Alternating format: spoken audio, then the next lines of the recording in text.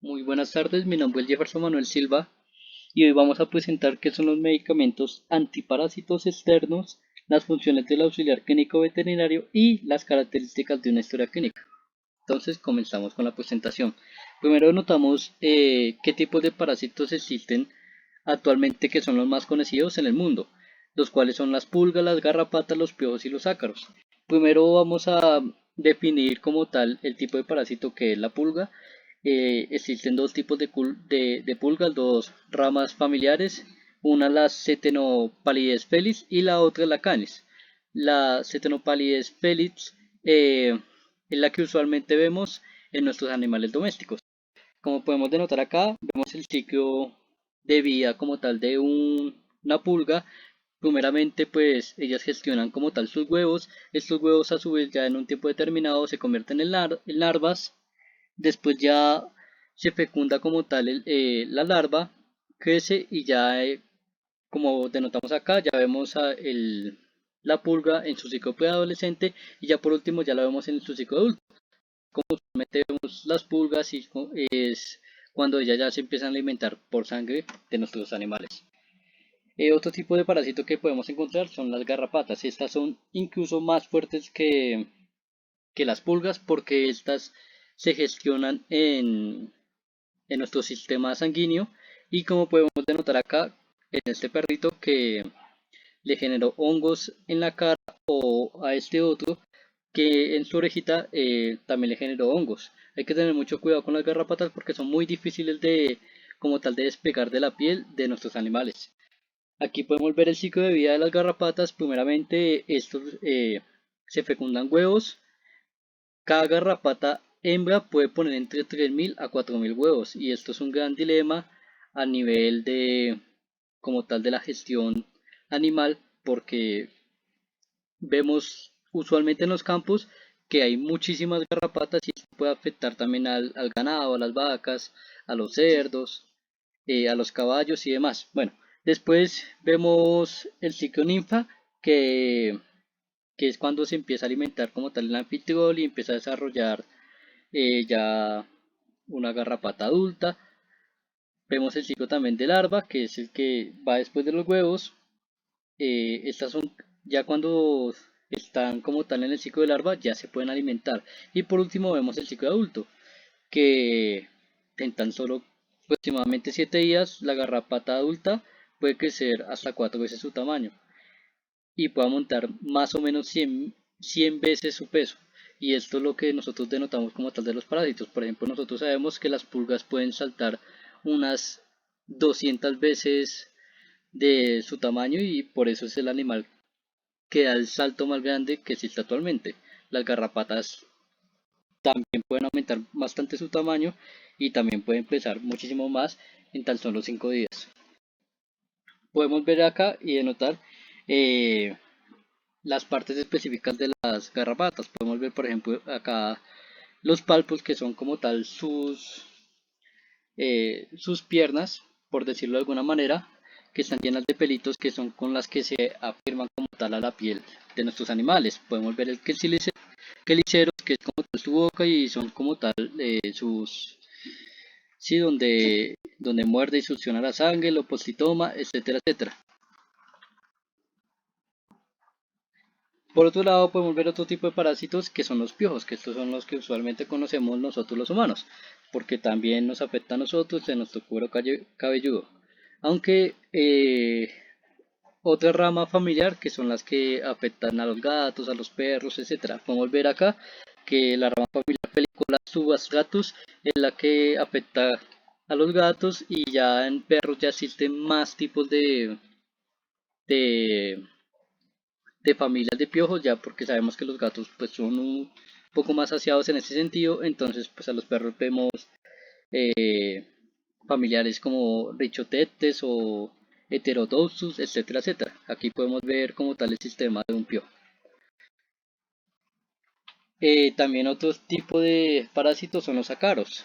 Estos son bastante letales porque pueden dar sarnas a nuestros animales. Podemos ver acá, por ejemplo, la sarna demodéstica o la sarna sarcótica o la sarna autodéstica. Y aquí es donde nosotros definimos como tal los antiparásitos externos que existen en estos animales. Estos están compuestos por órganos fosforados, eh, son derivados de los chronicotis y son análogos de las hormonas juveniles. Aquí podemos, aquí notamos por ejemplo el modo de uso que pues se utilizan jabones, en champús, en talcos, en collares impregnados y es que es muy importante que nuestros animales los mantengamos bastante limpios para evitar todo este tipo de parásitos como tal que pueden afectar a la salud de nuestro animal. Aquí podemos ver un medicamento que es bastante bueno, que se llama Avocate. Aquí vemos su carta de presentación, pertenece al laboratorio Bayer, que es muy conocido acá en nuestro país, en Colombia. Podemos ver que tiene una amoxicilina de 25 miligramos. Aquí vemos otra presentación que es Frontline y este viene del laboratorio Ingelmay de Alemania, pero este no es comercializado acá en Colombia. Aquí vemos otro que es bastante famoso que se llama el ATAC. Viene el laboratorio Holiday, que Holiday trabaja con muchísimos más medicamentos. Y este es más que todo compuesto con ciferonotrina que va bastante fuerte a los parásitos. Aquí vemos otro más, que es el Avantis, que es del laboratorio Bayer, que también es muy conocido. El Revolution, Nopican, que este es muy usual verlo aplicado a los gatos como tal, cuando les da los parásitos, sobre todo las pulgas, este es muy conocido mundialmente. El Volfo también, que es del laboratorio Bayer, etcétera. Ahora vamos a nuestra segunda parte del video, que son las funciones del auxiliar clínico veterinario. Las funciones del clínico veterinario se basa más que todo en auxiliar como tal a nuestros animales. Las generalidades de estos es que la veterinaria hoy en día es una gran demanda laboral y también se puede proyectar muy fácilmente profesionalmente. Vemos que actualmente la salud de nuestros animales es bastante importante, además que hay muchísimas personas que ya tienen un animal doméstico, ya sea gato, perro, loros, etcétera. O incluso vemos ya que hay gente que ha empezado a domesticar animales que no son domesticables o que no se creía que puedan estar con una relación humana. Por ejemplo, las tortugas, peces y demás. Eh,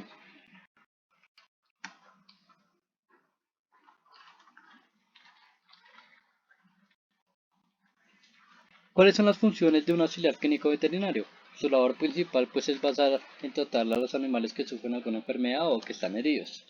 También se encarga de atender a aquellos animales hospitalizados o que se encuentran en grave estado de salud. Y no tan solo eso, también nos cuesta a nosotros como tal guías para nuestros cuidados de nuestros animales. Otra de las funciones que tiene un clínico auxiliar veterinario es los preparativos médicos para las intervenciones que pueden mantener en un buen estado eh, la salud de nuestros animales, los tratamientos que le podemos suministrar, los materiales, etcétera, etcétera. Además también ayuda en las intervenciones quirúrgicas y en las realizaciones que se hacen con radiografías y los análisis respectivos. ¿Cómo se trabaja un auxiliar de clínica veterinaria? Esto viene desde la higiene del animal hasta el mantenimiento de los materiales que utilizamos nosotros para la salud de nuestros animales. Existen miles de áreas en donde puede funcionar como tal un clínico veterinario. Vemos acá algunos de ellos, por ejemplo, la preparación y desinfección de materiales, examinar y encargarse de la higiene de los animales, preparar y administrar los medicamentos del diagnóstico, aplicar tratamientos, controlar la temperatura corporal del animal, recoger muestras biológicas, verificar las vías de administración de medicamentos, conocer los primeros auxilios para curar heridas o aplicar un tratamiento de urgencia, conocer la metodología para realizar radiografías y ecografías, elaborar un minucioso registro del estado animal y atender a los propietarios de los animales proporcionando la información que se necesite. Una de las habilidades que debe tener un auxiliar clínico veterinario es, primero, la empatía, obviamente para entender primeramente al estado del animal y segundo la sensibilidad que tiene el dolor de este. Empatía también con sus compañeros, también con sus dueños y con los clientes y también con los proveedores de exámenes y de medicamentos. También debe tener, y es muy importante, una habilidad de comunicación. Es necesario para tranquilizar primero a los propietarios, que obviamente van a estar preocupados por su mascota, y también para trasladar al veterinario de manera clara y correcta toda la información necesaria sobre el animal. Es decir, que nosotros suministremos como tal qué cuidados debe tener en cuenta en su casa para que el animal no se enferme. Y también debe tener una inteligencia emocional, porque hemos visto muchos casos que eh, el veterinario se compromete mucho con la vida de su paciente, y cuando este paciente llega por alguna eh, externo, llega a fallecer, el médico veterinario se siente tan comprometido que también le puede dar a él eh, mucha dureza y mucha ansiedad con respecto a la vida del animalito. Entonces hay que también tener una inteligencia emocional tranquila y también ser capaz de tener dureza en las intervenciones que nosotros hacemos. Y por último vemos el tercer ítem de este video, que es las características de una historia clínica.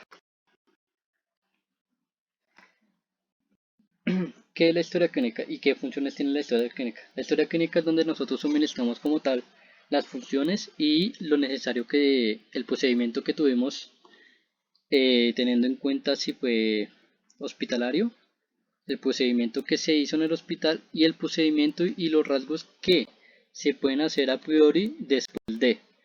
Eh, este orienta como tal a no solo a nosotros los médicos, sino también a como tal a los funcionarios.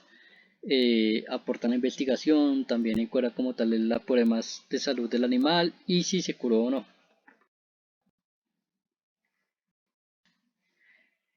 Las características de la historia clínica, pues primero tenemos que es unicidad, obviamente que es única por paciente, también racionalidad científica, ya que incluye la aplicación de criterios científicos en el diligenciamiento y registro, y también la integralidad, ya que incluye información científica, técnica y administrativa relacionada con la intención en salud durante el diagnóstico, el tratamiento, la rehabilitación y en la prevención de enfermedades. Los componentes de la historia clínica son identificación de la historia clínica, la identificación y los datos del propietario que estamos tratando. Reseña, anamnesis y examen físico, que es donde nosotros damos la información como tal de lo que tiene el paciente. Y el aborde del diagnóstico, que son las listas del problema. Y por último, los exámenes complementarios a estos tratamientos. Aquí podemos denotar como tal, como es una historia clínica veterinaria, en donde primeramente tenemos la información de la institución, el nombre, la dirección como tal. Después identificamos como tal el paciente, la fecha, la hora y los datos del propietario. El tercer ítem pues tenemos la reseña, que es donde se da como tal ya los datos específicos del paciente.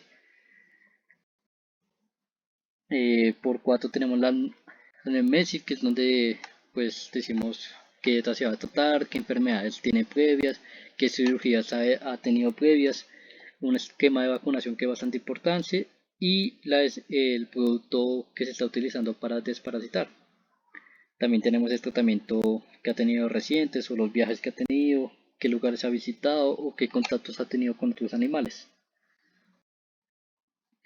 El quinto ítem es el examen físico general, que es donde se da la condición corporal del animal, su FR, su TRPC, la mucosa, el porcentaje de deshidratación, el pulso, los órganos y los sentidos como los tienen, la piel, el pelaje, los ganglios linfáticos, que es como tal su saliva. El sexto ítem es el orden diagnóstico, son los listos de problema, la lista maestra y los diagnósticos diferenciales que se le da al paciente. El séptimo ítem son los exámenes complementarios que se le da al paciente, que es como ya el tratamiento a seguir. Se le da la cantidad, los resultados, el examen y la fecha de orden en cuáles se va a hacer. Y por último tenemos como tal el diagnóstico, que es donde justificamos más el diagnóstico que tiene el animalito. Otros componentes de la historia clínica son, por ejemplo, la fotografía del paciente, características ambientales donde habita el paciente, si es alérgico o no a algún medicamento, la personalidad del paciente y la personalidad del dueño. En la exploración física se pueden incluir también casillas cerradas con la información específica, la firma del usuario y responsable del animal y la constancia de compartir cualquier información que esto evitar como tal malentendidos. Hay que pedirle obviamente también al dueño si se puede compartir la información. Y esto a su vez también ayuda muchísimo en temas de salud y de tratamientos a seguir a priori. Esto es todo, muchísimas gracias y que esté muy bien.